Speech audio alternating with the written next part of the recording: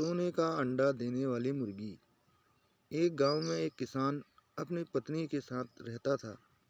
उनका एक छोटा सा खेत था जहां वे दिन भर परिश्रम किया करते थे।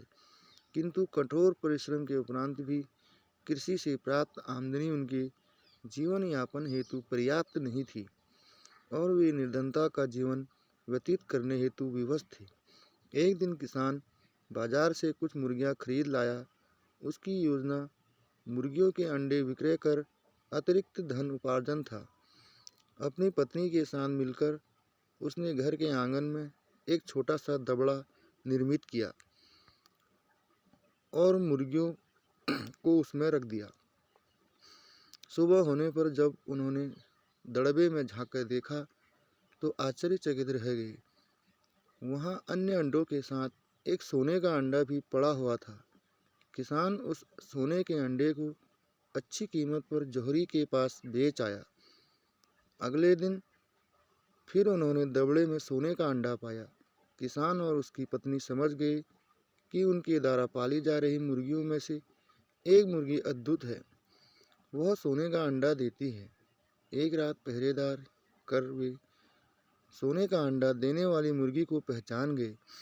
उसके बाद वे उसका खास ख्याल रखने लगे। उस मुर्गी से उन्हें रोज सोने का अंडा मिलने लगा। उन अंडों को बेचकर किसान कुछ महीनों में धनवान हो गया। किसान अपने जीवन से संतुष्ट था, किंतु उसकी पत्नी लोभी प्रवृत्ति की थी। एक दिन वह किसान से बोली, आखिर कब तक हम रोज एक ही सोने का अंडा प्राप्त करेंगे? क्यों न हम मुर्गी के पेट से एक साथ सारे अंडे निकाल लें। इस तरह हम उन्हें बेचकर एक बार में इतने धनवान हो जाएंगे कि हमारी 7 पुश्तें आराम का जीवन व्यतीत करेगी। पत्नी की बात सुनकर किसान के मन में भी लोभ घर कर गया। उसने मुर्गी को मारकर उसके पेट से एक साथ सारे अंडे निकाल लेने का मन बना लिया। वह बाजार गया और वहां से एक बड़ा चाकू खरीद लाया। फिर रात में अपनी पत्नी के साथ वह मुर्गियों के दड़बे में गया और सोने का अंडा देने वाली मुर्गी को पकड़कर उसका पेट चीर दिया।